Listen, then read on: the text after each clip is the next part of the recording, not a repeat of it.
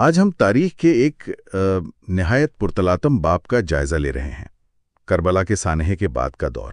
جی، ہمارے پاس جو تاریخی ذرائع ہیں ان کی بنیاد پر کوشش کریں گے کہ اس وقت کے سیاسی انتشار، اہم شخصیات اور ان واقعات کے گہرے اثرات کو سمجھیں۔ بالکل۔ یہ صرف تاریخ کا بیان نہیں بلکہ اس دور کی پیچیدگیوں کو سمجھنے کی ایک کوشش ہے۔ جی ہاں، 61 ہجری میں کربلا کے واقعے نے تو اسلامی دنیا کو ایک طرح سے ہلا کر رکھ دیا تھا۔ صحیح۔ خلافت کا مرکز متزلزل ہوا اور آپ دیکھیں اقتدار کے کئی نئے دعوے دار سامنے آ گئے۔ اچھا۔ خاص طور پر مدینہ، مکہ، کوفہ، یہ شہر سیاسی کشمکش کا مرکز بن گئے۔ ایک غیر معمولی، غیر یقینی صورتحال تھی جس نے کئی دہائیوں تک اسلامی معاشرے کو متاثر کیا۔ یہ سمجھنا واقعی اہم ہے کہ کربلا کے فوراً بعد منظرنامہ بنا کیا۔ یزید کا دور حکومت تو مختصر تھا، لیکن اسی میں دو بڑے واقعات ہو گئے۔ جی، پہلے 63 ہجری میں واقع ہرہ جب مدینہ پر چڑھائی کی گئی، وہاں مقدس مقامات کی بے حرمتی، صحابہ سے ناروا سلوک کی خبریں، یہ تو بڑا دل دہلا دینے والا واقعہ تھا۔ یقیناً واقع ہرہ نے مدینہ کی حرمت کو پامال کیا اور مسلمانوں میں شدید غم و غصہ پیدا کیا۔ اور اس کے فوراً بعد ہی اگلے سال 64 ہجری میں جی، مکہ مکرمہ پر حملہ، یہاں تک کہ خانہ کعبہ پر منجنیقوں سے پتھر برسائے گئے، اسے نقصان پہنچا۔ ان واقعات کی سنگینی کا اندازہ لگانا مشکل نہیں ہے۔ اور اسی دوران مکہ میں حضرت عبداللہ ابن زبیر رضی اللہ عنہ اپنی خلافت کا اعلان کر چکے تھے، تو یہ اموی حکومت کے لیے ایک بہت بڑا چیلنج بن گیا ہوگا۔ بلا شبہ حضرت عبداللہ ابن زبیر نے حجاز میں اپنی حکومت قائم کر لی تھی۔ عراق اور مصر کے کچھ حصوں نے بھی ان کی حمایت کی۔ اچھا۔ تو یوں سمجھیں کہ اسلامی دنیا عملی طور پر دو مراکز اقتدار میں بٹ گئی، ایک طرف دمشق میں اموی خلافت اور دوسری طرف مکہ میں ابن زبیر کی۔ جی بالکل، اور یہ تقسیم تقریباً ایک دہائی تک قائم رہی۔ یہ تو حجاز کی بات ہوئی۔ کوفہ میں بھی تو بڑی ہلچل تھی، وہاں مختار سقفی کی تحریک کا بڑا شور سنائی دیتا ہے، خاص طور پر وہ انتقام حسین کا نعرہ۔ جی ہاں، کوفہ ہمیشہ سے سیاسی طور پر بہت فعال رہا ہے، تو توابین کی تحریک تو ناکام ہو گئی تھی۔ ہاں۔ اس کے بعد مختار سقفی نے وہاں زور پکڑا، اس نے قصاص حسین کا نعرہ استعمال کیا، لوگوں کو جمع کیا، کوفہ پر قبضہ کیا، اور جو لوگ کربلا میں ملوث سمجھے جاتے تھے ان میں سے کئی کو قتل کروایا۔ تو اسے شروع میں مقبولیت ملی ہوگی اس وجہ سے؟ جی، ابتدائی طور پر کافی ملی، لیکن مختار کی شخصیت وہ کافی متنازع بھی رہی ہے۔ اچھا، کس حوالے سے؟ دیکھیں، یہ اس دور کی پیچیدگی کی ایک اور مثال ہے۔ ایک طرف تو وہ قاتلین حسین سے بدلہ لے رہا تھا، جی، دوسری طرف بعض تاریخی ذرائع ان پر سنگین الزامات بھی لگاتے ہیں، مثلا یہ دعویٰ کرنا کہ ان پر وحی آتی ہے یا فرشتہ جبرائیل علیہ السلام ان کے پاس خبریں لاتے ہیں۔ تو ان کے اصل مقاصد کیا تھے، اس پر اختلاف ہے؟ شدید اختلاف ہے مورخین میں۔ بالآخر 67 ہجری میں حضرت عبداللہ ابن زبیر رضی اللہ تعالی عنہ کے بھائی تھے مصعب ابن زبیر رضی اللہ تعالی عنہ۔ جی۔ انہوں نے کوفہ پر حملہ کیا، مختار کو شکست دی اور قتل کر دیا۔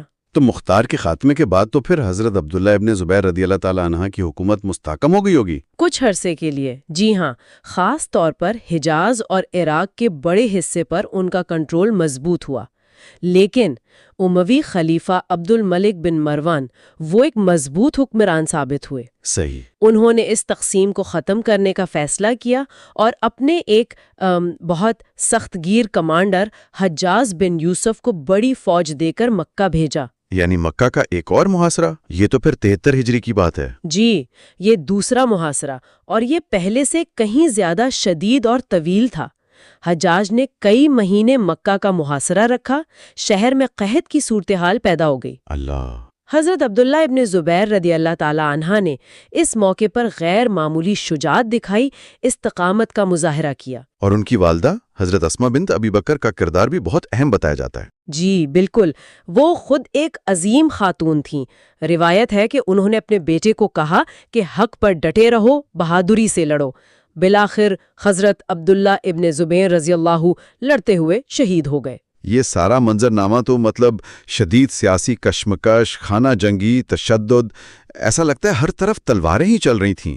کیا اس تاریک طور میں علم اور روحانیت کی کوئی کرن بھی تھی؟ یہ ایک آپ کہیں حیران کن پہلو ہے کہ اتنے شدید سیاسی انتشار میں بھی علم اور روحانیت کے چشمے خشک نہیں ہوئے۔ اچھا، بلکہ شاید اسی انتشار نے کچھ لوگوں کو باطنی سکون اور علم کی طرف زیادہ راغب کیا، جیسے کربلا کے سانحے میں بچ جانے والے حضرت امام زین العابدین علی ابن حسین۔ جی، ان کا انتقال 95 ہجری میں ہوا۔ جی، وہ سیاست سے بالکل الگ ہو کر عبادت اور دعا میں مشغول ہو گئے۔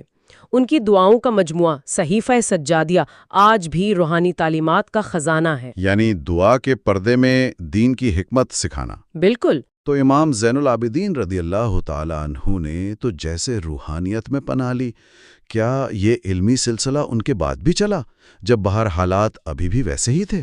جی ہاں، ان کے صاحبزادے حضرت امام محمد باقر رضی اللہ تعالیٰ عنہ، جن کا انتقال 114 ہجری میں ہوا، انہوں نے اس علمی میراث کو آگے بڑھایا۔ انہیں باقر العلوم بھی کہتے ہیں؟ جی، یعنی علم کو کھولنے والے، کیونکہ انہوں نے دینی علوم، خاص طور پر حدیث اور فقہ، ان کی تدوین اور تشریح میں کلیدی کردار ادا کیا۔ ان کے حلقہ درس سے علم کا ایک نیا منظم سلسلہ شروع ہوا۔ اور پھر ان کے جانشین امام جعفر صادق رضی اللہ تعالیٰ عنہ، ان کا دور تو علم کے حوالے سے ایک سنگ میل ہے۔ یقیناً حضرت امام جعفر صادق رضی اللہ تعالیٰ عنہ، وفات 148 ہجری۔ ان کے زمانے میں تو مدینہ میں ایک عظیم علمی مرکز قائم ہو گیا تھا۔ اچھا، ان کے شاگردوں کی تعداد ہزاروں میں بتائی جاتی ہے، اور اہم بات یہ کہ ہر مکتبہ فکر کے لوگ شامل تھے۔ جی، یہاں تک کہ بعد کے دو بڑے فقیہ ائمہ، امام ابو حنیفہ رحمۃ اللہ علیہ اور امام مالک رحمۃ اللہ علیہ، بھی کہا جاتا ہے کہ ان کے علمی حلقے سے فیضیاب ہوئے۔ سبحان اللہ۔